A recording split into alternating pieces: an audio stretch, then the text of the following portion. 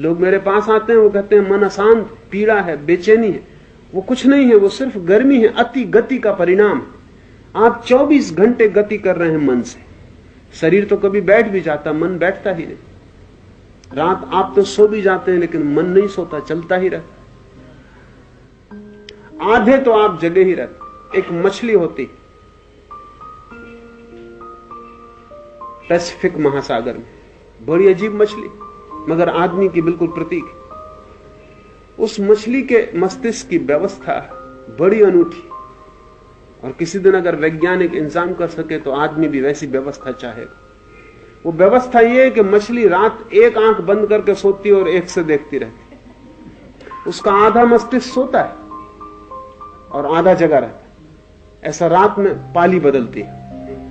फिर आधी रात के बाद दूसरी आंख बंद कर लेती है, आधा हिस्सा सो जाता है और बाकी हिस्सा जग जाता है। सुरक्षा के लिए वो तैरती भी रहती है, क्योंकि आधा मस्तिष्क उसका जगा रहता है और कोई हमला नहीं कर सकता, कोई दुश्मन उस पर हमला नहीं कर सकता। बड़ी कुशल मछली, और उसका मस्तिष्क 2 हिस्सों में बटा हुआ है। एक आंख जब बंद होती है तो आधा मस्तिष्क सो जाता है, आधा जगा रहता है। आपकी आंखें इस तरह नहीं बटी हैं, लेकिन खोपड़ी ऐसी ही बटी है। आप कभी पूरे नहीं सो रहे, मस्तिष्क चल रहा है।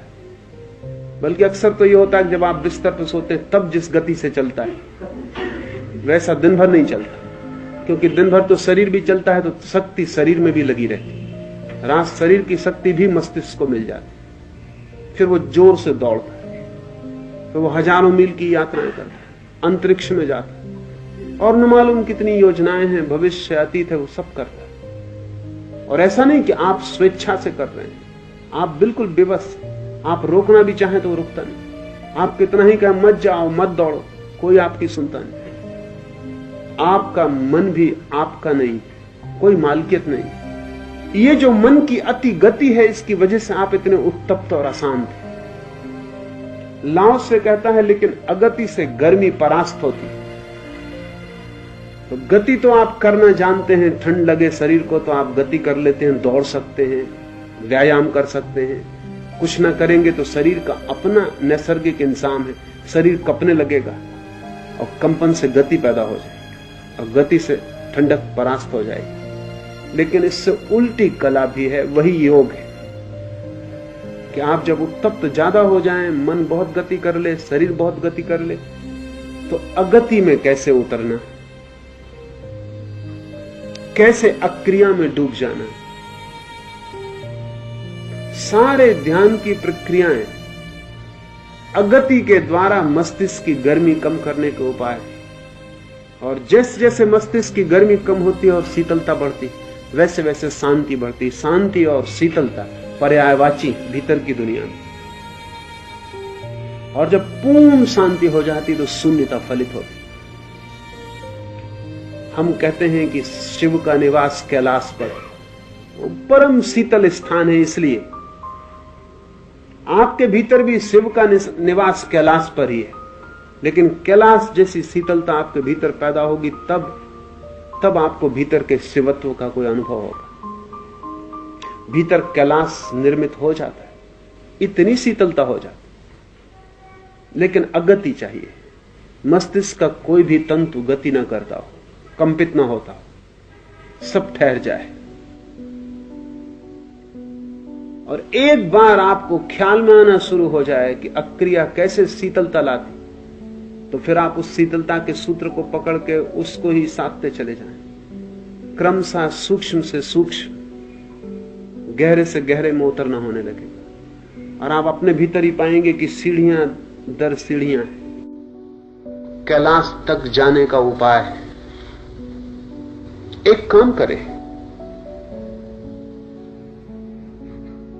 जैसा मैंने कहा पीछे, 1 घंटा अक्रिया में उतरना शुरू कर दें। अक्रिया में उतरने के लिए उपयोगी होगा कि शरीर भी बिल्कुल निष्क्रिय हो, क्योंकि शरीर और मन जुड़े, और जब शरीर गति करता है तो मन भी गति करता है, जब मन गति करता है तो शरीर भी गति करता है। जो कुछ मन में होता है वो शरीर में भी प्रतिफलित होता है, और जो कुछ शरीर में होता है वो मन में प्रतिफलित होता है। तो पहले तो बैठ जाएं। अगर सिद्धासन में बैठ सकते हो तो बहुत अच्छा है, लेकिन अनिवार्यता नहीं है। उसमें अड़चन मालूम हो तो आराम कुर्सी पर बैठ जाएं। महत्वपूर्ण इतना है कि शरीर बिल्कुल शिथिल छोड़ दे। एक 10 मिनट इतना ही भाव करते रहे जैसे शरीर बिल्कुल मुर्दा हो गया। और मैं उठाना भी चाहूं तो हाथ उठेगा नहीं, मैं हिलाना भी चाहूं तो पैर हिलेगा नहीं। शरीर को बिल्कुल ढीला ढीला छोड़ते जाएं। थोड़े ही दिन में सूत्र पकड़ में आ जाता है कि शरीर ढीला छोड़ने से ढीला हो जाता है। जैसे जैसे शरीर ढीला छोड़े वैसे वैसे श्वास को भी धीमा छोड़ दे, क्योंकि श्वास भी जितनी धीमी हो जाए, जितनी कम हो जाए, उतनी गति कम हो जाएगी। देखिए, अगर दौड़ते हैं शरीर की गति होती तो श्वास की गति बढ़ जाती।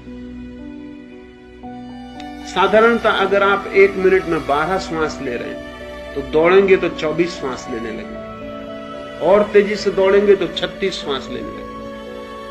श्वास तेज हो जाएगी, झटके से चलेगी, जल्दी आएगी जाएगी।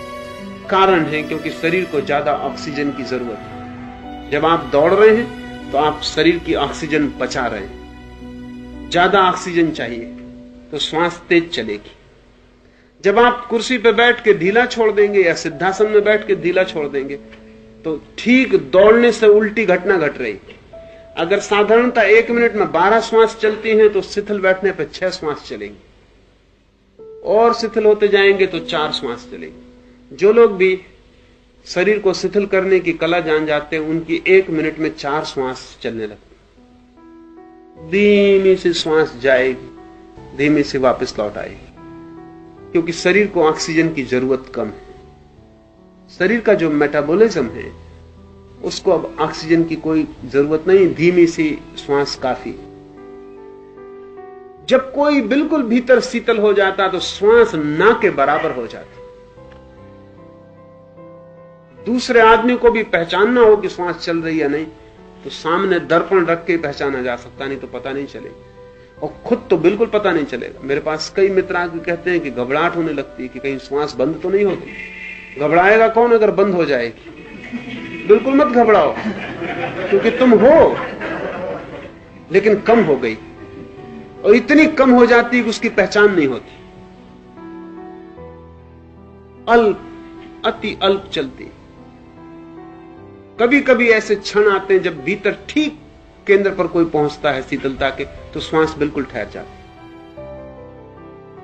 उस एक क्षण में ही आपको इतनी भीतर शीतलता की प्रतीति होगी जैसे हिमालय पर आ गए। बाहर के हिमालय की खोज से कुछ बहुत होने वाला नहीं, भीतर का हिमालय चाहिए। शरीर को छोड़ के फिर श्वास को धीमा छोड़, और श्वास के साथ भाव करते जाएं कि कम होती जा रही, कम होती जा रही, कम होती जा रही। थोड़ी देर में आप पाएंगे कि शरीर विश्राम की हालत में आ गया और मन में एक शांति और ताजगी मालूम होने लगी। अब इस शांति के सूत्र को पकड़ लें और भीतर भी इसी धारणा को गहराते जाएं कि शांत होते जा रहे हैं। शाब्दिक रूप से नहीं, अनुभव के रूप से। वो जो आपको अनुभव हो रहा है, संवेदना हो रही शांति की, आनंद की, उसको पकड़ लें और सिर्फ उसको गहराते जाएं। शुरू में कठिन होगा, और मैं कह रहा हूं इतने से समझ में नहीं आ जाएगा, लेकिन करेंगे तो बिल्कुल आ जाएगा। कुछ ही दिन में आपके पास वो भीतरी कुंजी हो जाएगी जिससे जब आप चाहें शिथिल और शांत होकर अगति में उतर जाएं। और जब आप पूरी अगति में उतर जाते हैं तो आप बिल्कुल ताजे होकर वापस लौटेंगे। ये ताजगी नींद से भी गहरी होगी। नींद इतनी गहरी नहीं जाती। हमने इस मुल्क में मन की, साधारण मन की 3 अवस्थाएं मानी: जागृत, स्वप्न और सुसुप्ति। सुसुप्ति तक हम पहुंचते हैं जब स्वप्न नहीं होता। चौथी अवस्था हमने तुरी मानी। तुरी वो अवस्था है जिसमें अगति में, ध्यान में आदमी पहुंचता है। वो सुसुप्ति से भी गहरी। नींद में जैसे शरीर ताजा हो जाता है, नया हो जाता है, सुबह आप अनुभव करते हैं कि शक्ति वापस लौट आई, जो सेल्स टूट गए थे, कोष्ठ मिट गए थे, वो पुनः निर्मित हो गए, शरीर फिर जवान। जो थकान, जो यंत्र में खराबियां आ गई थी रात के विश्राम ने उनको फिर ठीक कर दिया। ठीक चौथे चरण में, तुरी में पहुंचकर, इस अगति में पहुंचकर ऐसा ही मन भी ताजा हो जाता और बड़े गहरे स्रोत से सारे शरीर की जो भी विकृति है, मन की जो भी बेचैनी है, जहां जहां व्यर्थ का कूड़ा करकट और कचरा इकट्ठा है, वो सब समाप्त हो जाता है, तिरोहित हो जाता है। जब आप वहां से वापस आते हैं तो आप इस शरीर को, इस जगत को बिल्कुल दूसरी आंख और दूसरे ढंग से देखेंगे और पहचानेंगे।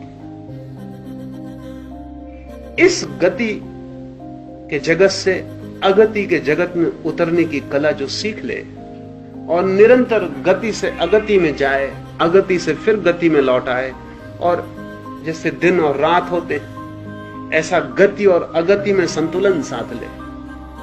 तो लाओस से कहता है कि जो दो अतियों के बीच संतुलन और संगीत को पकड़ लेता है वो परम ताओ को, परम स्वभाव को उपलब्ध हो जाता है। अगति में जाने का यह अर्थ नहीं है कि फिर आप अगति में ही बैठे रहें। अगति में जाने का यही अर्थ है कि आप वापस गति में लौट आए, सारी ताजगी और सारे आनंद को लेकर। धीरे धीरे क्रिया करते हुए भी भीतर अक्रिया बनी रहेगी, धीरे धीरे काम करते हुए भी भीतर बिल्कुल कोई काम नहीं होगा। आप दौड़ते रहेंगे और भीतर कोई भी नहीं दौड़ेगा, भीतर सब ठहरा रहेगा। जिस दिन दोनों बातें एक साथ सध जाती हैं उस दिन मुक्ति फलित हो जाती है। दो तरह के लोग, और लाओस से चाहता है आप तीसरे तरह के व्यक्ति हो। एक तो वे लोग हैं जो गति में पड़े और अगति में नहीं जा सकते। कुछ इनमें से ही भाग के अगति में चले जाते हैं तो गति से डरने लगते हैं, तो वो जंगल में छिप जाते हैं, गुफा में बैठ जाते हैं। फिर वो भयभीत होते हैं कि अगर हम यहां से बाहर निकले तो गति फिर पकड़ लेगी। ये दोनों एक जैसे लोग हैं, इन्होंने जीवन के एक पहलू को पकड़ लिया, लेकिन ये दोनों दरिद्र हैं, क्योंकि समृद्धि उसी के पास होती जिसके पास जीवन के दोनों पहलू होते। जो अगति में उतर सकता है और गति में आ सकता है निर्भीक, उसको अगति के खोने का कोई डर नहीं, वो संपदा उसकी भीतरी है। जो युद्ध के मैदान पे भी खड़ा हो सकता है और जिसके ध्यान में रत्ती भर फर्क नहीं पड़ेगा, जो दुकान पे बैठ सकता है और जिसके मंदिर में इससे कोई हलचल नहीं आती। जब कोई व्यक्ति इन दोनों में आता है, जाता है, धीरे धीरे धीरे इतना सहज हो जाती है घटना, जैसे अपने मकान के बाहर आना और भीतर जाना, बाहर आना और भीतर जाना।